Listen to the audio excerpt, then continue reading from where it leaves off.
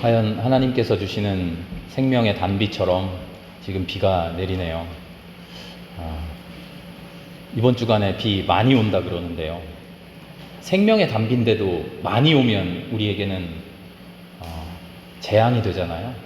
하나님이 주시는 은혜를 내가 소화해내지 못하면, 하나님이 주신 은혜를 내가 온전히 받아 누리지 못하면, 그것을 은혜로 받아 누리지 못하면 주님이 주시는 은혜도 우리에게 재앙이 되는 줄 압니다.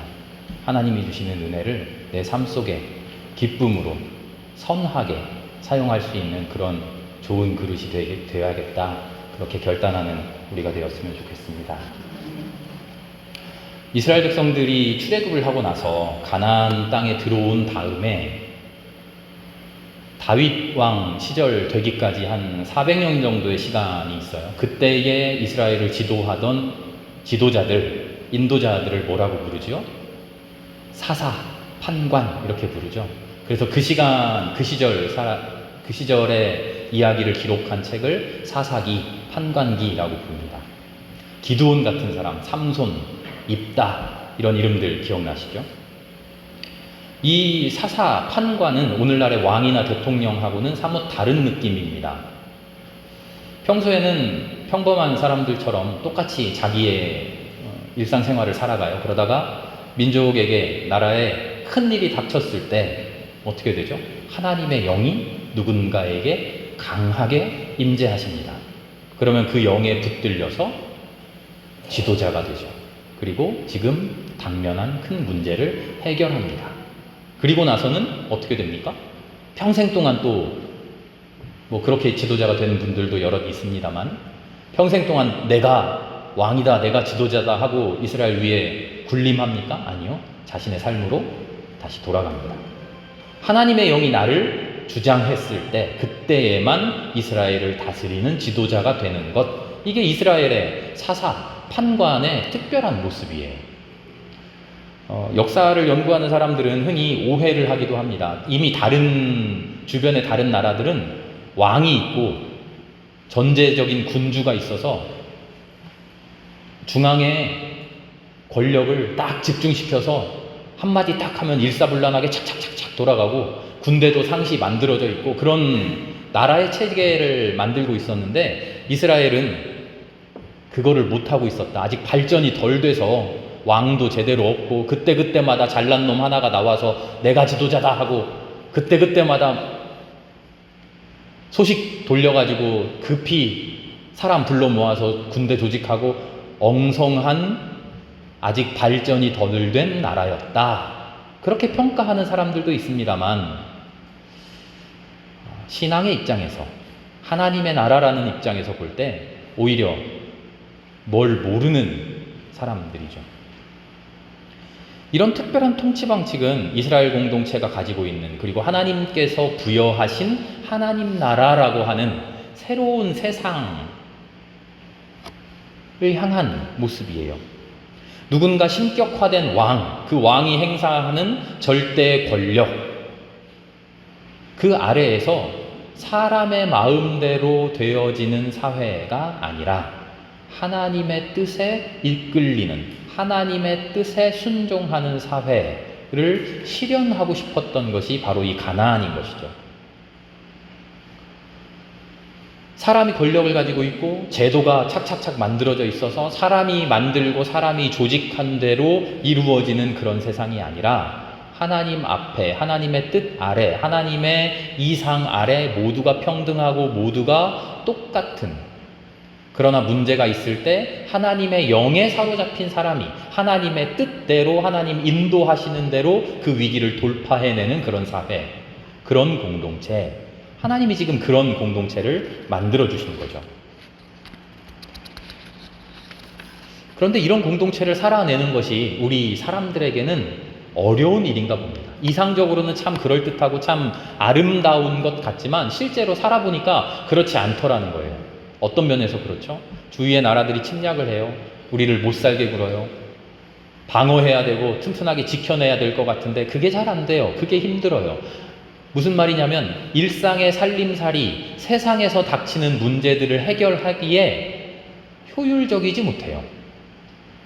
하나님 나라의 공동체가 부족해서가 아니라 하나님이 만들어주신 이상사회가 뭔가 허점이 있어서가 아니라 그 이상사회가 우리에게 제공해주는 하나님이 원하는 사회 속에서 우리가 얻는 우리의 이익이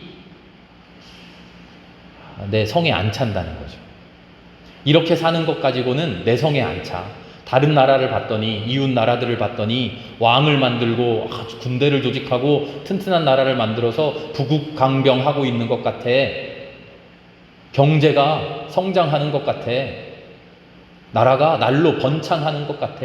나도 저렇게 살았으면 좋겠어.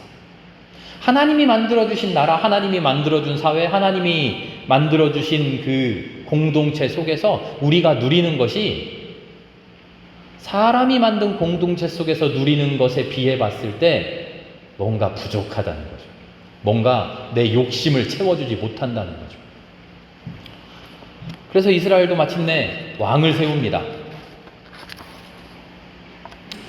왕을 세웠더니 물론 좋은 점도 있었겠죠. 무슨 점이 좋았을까요? 자기들이 원했던 것, 강력한 나라를 만드는 것, 강력한 다른 나라에 대항할 수 있는 군대를 만드는 것, 좋아요. 잘 됐어요. 경제를 번창시키는 것, 그것도 잘 됐어요. 다윗 시절, 사울 시절 얼마나 나라를 넓히고 땅덩어리를 넓혔는지 몰라요. 물론 이집트나 아시리아 같은 그런 대제국에 비하면 별 볼 일 없는 나라이지만 말이죠. 그런데 그렇게 왕을 세우고 왕에게 권력을 주다 보니 하나님이 원하시던 세상, 하나님이 원하는 사회 어그러지기 시작을 합니다. 무엇이든지 하나님의 사람들의 손에 주어지면 그것은 좋은 것일 수도 있고 나쁜 것일 수도 있어요.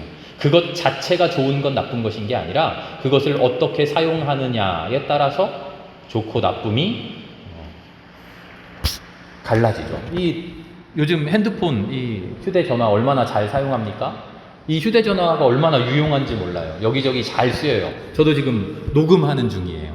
설교를 녹음해서요. 저 뒤에 카메라로 녹화한 영상하고 합쳐가지고 유튜브에 올려요.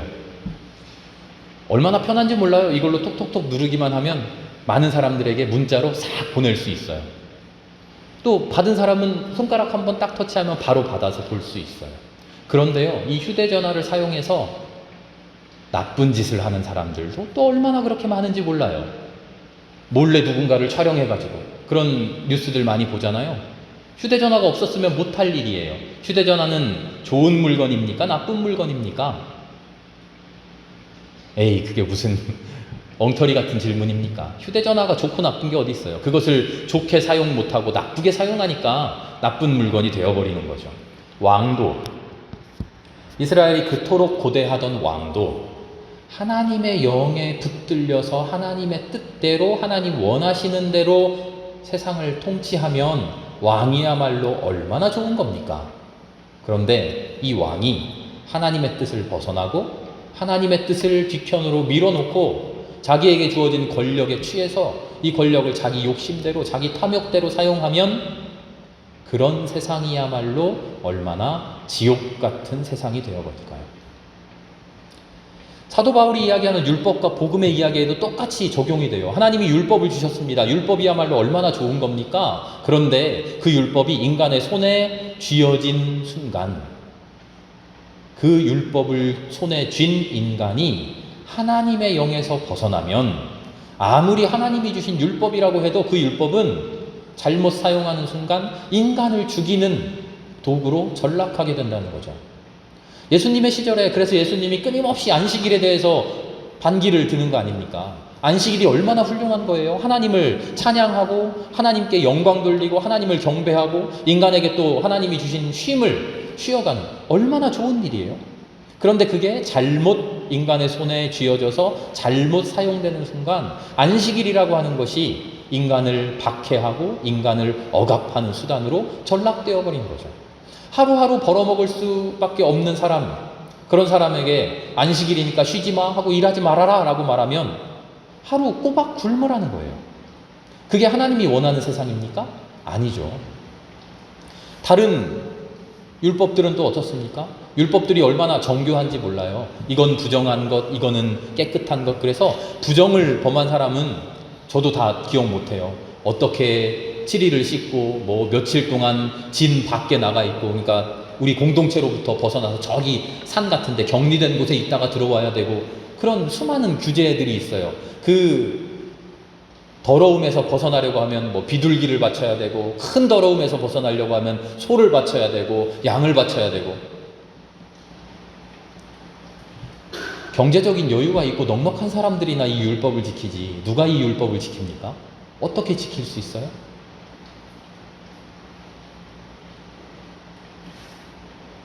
정확하게 이 율법을 모두에게 적용하면 가난한 사람들, 매일매일 벌어 먹어야 하는 그 사람들은 끊임없이 아무것도 못하고 매일매일 배를 고르며 줄인 배를 움켜잡고, 그러면서도 하나님 앞에 부정한 사람들이라는 꼬리표를 달고 평생을 살아야 되는 거죠. 인간을 살려주겠다고, 인간을 거룩하게 해주겠다고, 하나님의 말씀대로 살 수 있도록 해주겠다고 하나님이 부여하신 율법이 잘못 사용되는 순간 우리의 삶을 억압하는 수단, 도구가 되어버리죠. 어떨 때 왕이 우리에게 생명을 줍니까? 어떨 때 왕이 우리에게 행복을 줍니까? 어떨 때 왕이 우리를 억압합니까? 어떨 때 율법이 우리를 살려줍니까? 어떨 때 율법이 우리를 죽입니까? 어떨 때죠? 왕이든 율법이든 모든 것이든 하나님의 영에 사로잡혀 있을 때, 하나님의 영에 붙들려 있을 때, 그때 우리에게 생명이 되고 그때 우리에게 축복이 되는 것이죠. 하나님의 영에서 벗어나게 되면, 하나님의 영에서 눈길을 돌리게 되면, 아무리 훌륭한 것이라고 해도, 아무리 대단한 것이라고 해도 우리의 삶을 억압하는, 하나님을 거역하는, 하나님의 등 돌리는 사탄 같은, 마귀 같은 그런 존재가 되어버리는 거죠. 우리는 다윗 왕을 훌륭한 왕, 위인, 그렇게 이야기하잖아요. 유대 사람들은 아주 대단해요. 다윗 왕 하면 최고의 임금이죠. 그래서 뭐라고 이야기합니까? 메시아가 오시는데, 그리스도가 오시는데 어떻게 옵니까? 다윗의 후손에서 온다, 그렇게 이야기하죠. 이 다윗 왕을 핍박했던 사람이 사울이니까, 사울은 안 좋은 이미지가 있어요. 그래서 사울 왕 하면 나쁜 사람, 나쁜 왕, 이렇게 생각하는데요. 아니요, 사울 왕 처음에 하나님께서 기름 부어서 왕으로 삼으실 때 전혀 나쁜 사람이 아니에요. 너희들 내가 사사로 다스리려고 했는데 내 말 안 듣고 왕을 세워달라 그래? 한번 골탕 먹어봐라 하고 하나님이 흉악한 사람을 왕으로 세웠다? 아니에요. 제일 훌륭한 사람, 제일 뛰어난 사람, 제일 그럴듯한 사람을 왕으로 세워준 거예요. 그게 사울이에요. 사울도 기름 부음 받았을 때 하나님의 영이 그에게 충만했다 그래요. 그런데 그랬던 사울이 자기에게 충만했던 하나님의 영을 벗어나기 시작했을 때, 하나님이 고르고 골라서 훌륭한 사람으로 세워놓은 그 왕도 하나님의 영에서 벗어났을 때 하나님의 사람을 핍박하고 백성들을 착취하는 그런 왕으로 전락해버립니다. 사무엘이 오늘 이새의 집으로 갑니다. 그래서 이새의 아들들 중에 하나님이 새롭게 선택한 사람, 그 사람을 기름 부어 이제 사울왕 뒤에 왕으로 삼는 장면입니다. 너무나 유명한 장면이죠. 이새의 아들들, 이새는 자기 아들들 중에 큰아들, 제일 그럴듯한, 어릴 적부터 자기가 키워왔으니까 얼마나 잘 알겠어요. 얘가 진짜 제목감이지 하고 자랑스럽게 큰아들 데리고 와요. 엘리압을 딱 데리고 옵니다. 사무엘이 봤더니 정말 첫눈에 보기에도 그럴듯합니다. 이런 사람이 진짜 왕이 돼야지 할 만한 그런 사람이 앞에 나왔어요. 그런데 아니래요. 하나님이 이 사람 아니래요. 엘리압도 나오고, 또 누구예요? 그 동생들 둘째, 셋째, 제 이름이 생각이 안 나네. 엘리압도 나오고 그 동생도 나오고 뭐 삼마도 나오고 누구도 나오고 하는데 다들 그럴듯해요. 다들 대단해요. 그런데 하나님의 영이 자기에게 계속 계시를 주는 거예요. 아니다, 이 사람 아니다. 그리고 나서 마지막 들에 나가 있던 다윗을 불러오는데 아버지조차도 얘가 무슨 왕 임금감이겠어 싶어서 아예 부르지도 않았어요. 그냥 야 너는 여기 올 필요 없어. 그냥 들에서 양이나 쳐 하고 들에 내보내 있던 그 아들을 불러오는 거죠. 그랬더니 하나님이 하나님의 영으로 이 아들을 보고 그의 삶 중심에, 그의 마음 중심에 하나님의 영이 가득 차 있는 것을 보고 바로 이 아들이다 하는 거죠. 오해할 만한 구절이 하나 있는데요. 12절을 보면 막내 아들을 데려오니까 이렇게 이야기해요. 그는 눈이 아름답고 외모도 준수한 홍안의 소년이었다. 마치 나이는 적은데 야 임금님 감이네 이렇게 보였다는 것처럼 보이죠. 그런데 이 부분은 제가 보기에는 해석을 조금 잘못했어요. 조그만 별 볼 일 없는 얼굴 빨간 아이,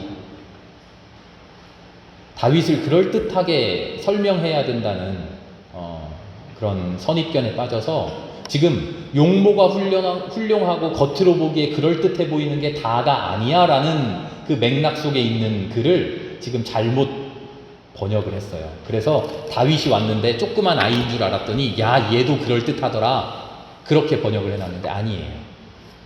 소년이 왔는데 조그맣고 얼굴 뻘게 가지고 그 사춘기 시절에 죽은 게 있고 한 그런 모습이라는 거예요. 별 볼 일 없는 모습이라는 거예요. 그런데 바로 이 사람이 별 볼 일 없는 이 조그만 아이가 하나님의 영에 가득 찬 사람이다. 그 이야기를 하는 거죠.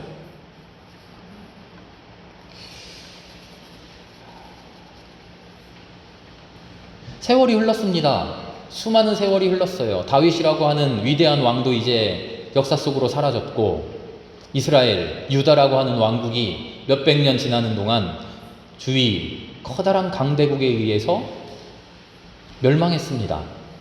우리를 살려줄 메시아가 올 것이라고, 그리스도가 올 것이라고 그렇게 고대하고 있는데 그리스도가 오지 않아요. 어떤 사람이 올까? 인제 올까? 저제 올까? 이렇게 생긴 사람이 올까? 저렇게 생긴 사람이 올까? 예루살렘에서 나올까? 수많은 이야기들이 생겨났겠죠. 그 이야기들이 한데 모아졌습니다. 어떻게 모아졌습니까? 메시아가 오실 것입니다. 그 메시아가 우리를 구원하실 것입니다. 그런데 어디에서 오십니까? 예루살렘에서 오십니다. 우리로 치면 서울에서 나야지. 메시아가 오시는데 어디서 와야겠어요? 훌륭한 사람의 자제분이어야겠지. 다윗 가문이어야겠지. 어떻게 옵니까? 학식이 뛰어나야겠지. 용모도 준수해야겠지.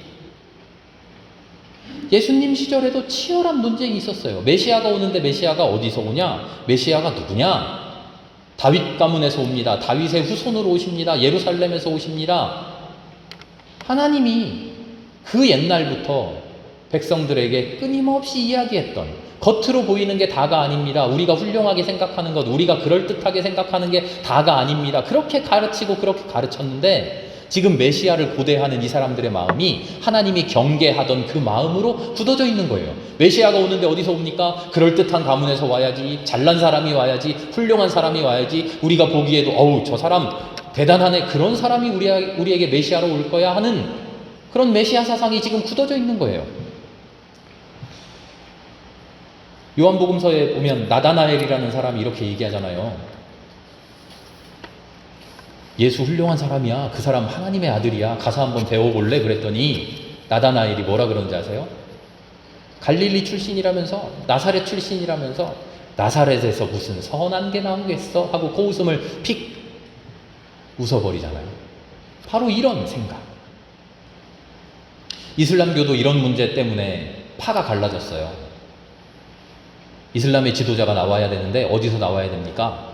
모하메트의 자손에서만 이스라엘 최고 지도자를 뽑아야 된다 하는 파랑, 무슨 소리야, 그 핏줄이 무슨 소용이 있어, 훌륭한 사람 뽑으면 되지 하는 파가 나눠졌어요.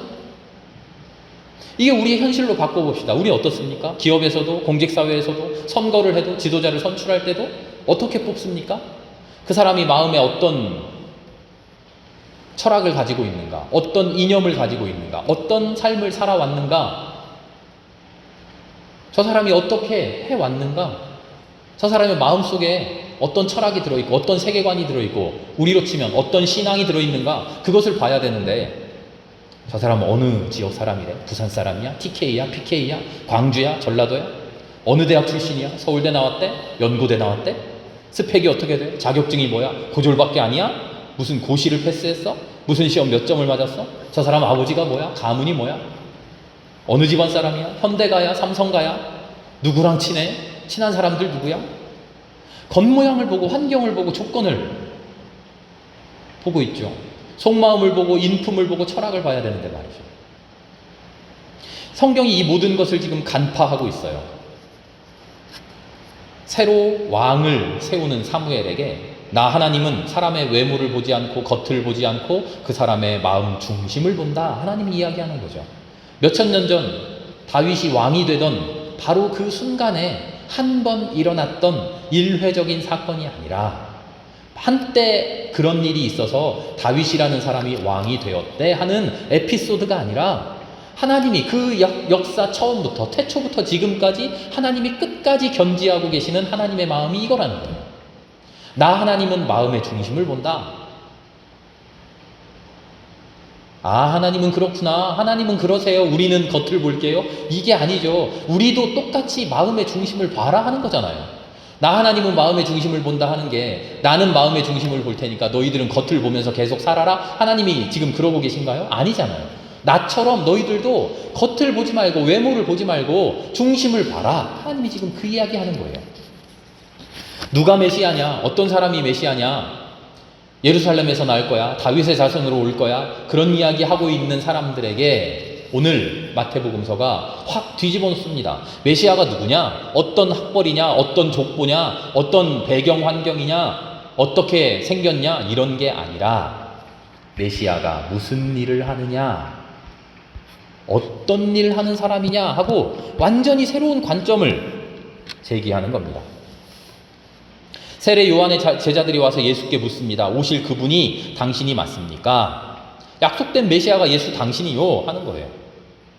그 말 속에는 세간의 철학들이 다 들어있겠죠. 메시아는 다윗 왕의 후손이어야 돼. 풍채도 좋고 용모도 빼어나야 돼. 학벌도 좋아야 돼. 가방끈도 길어야 돼. 서울대 나와야지. 박사학위 있어야지. 어디 출신이야? TK, PK? 전라도야? 광주야? 출신도 좋아야지. 이 모든 사람들의 통념, 편견을 그대로 모아서 세례 요한의 제자들이 묻는 겁니다. 당신이 메시아 맞습니까? 우리가 생각하던 통념과 다른데요? 당신 메시아 아닌 것 같은데요? 그래 진짜 메시아 맞아요? 묻고 있어요. 그랬더니 예수님이 그 이야기를 확 뒤집어서 당신들의 생각에 따른 대답을 주지 않아요.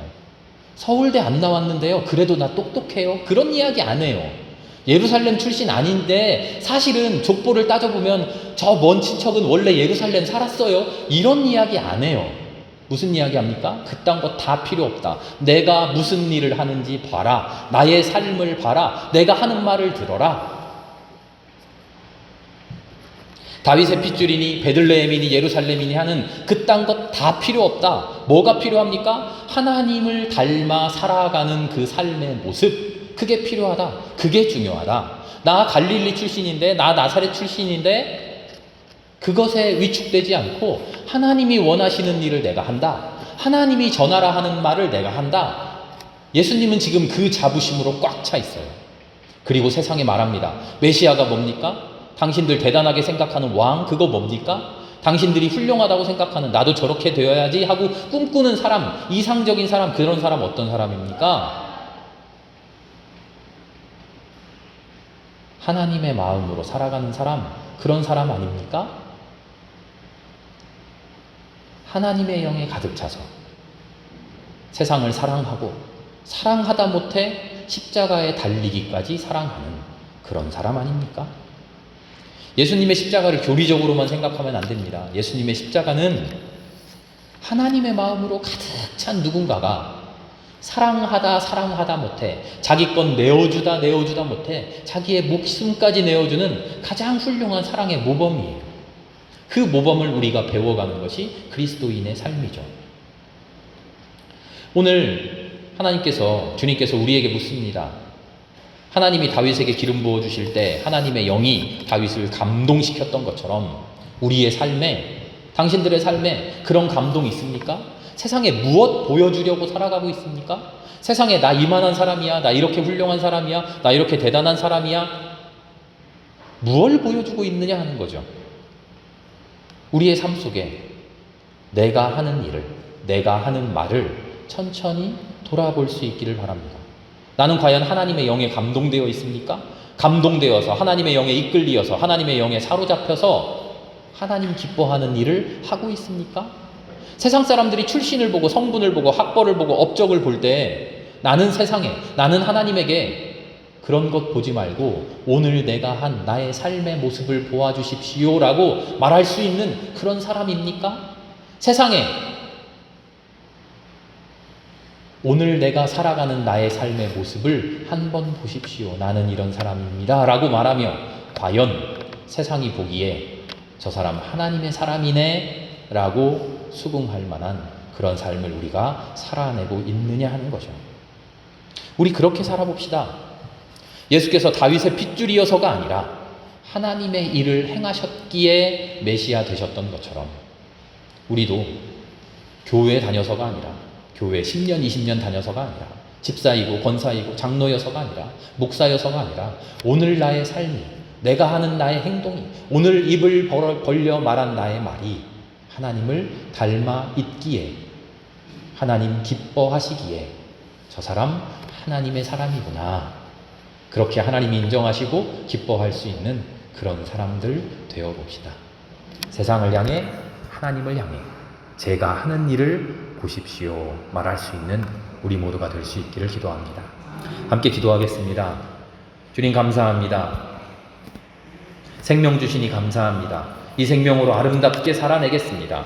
그 생명으로 살아내는 모습을 세상 앞에 당당하게 드러내 보이겠습니다. 나 이런 일 하는 사람입니다. 나 이렇게 살아가는 사람입니다. 주님 앞에 당당히 나의 삶을 드러내 보겠습니다. 주여 이렇게 살아왔습니다. 내 삶을 보아주십시오.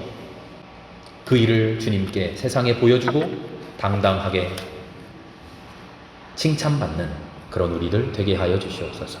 모든 말씀 예수님의 이름으로 감사하며 기도합니다. 아멘.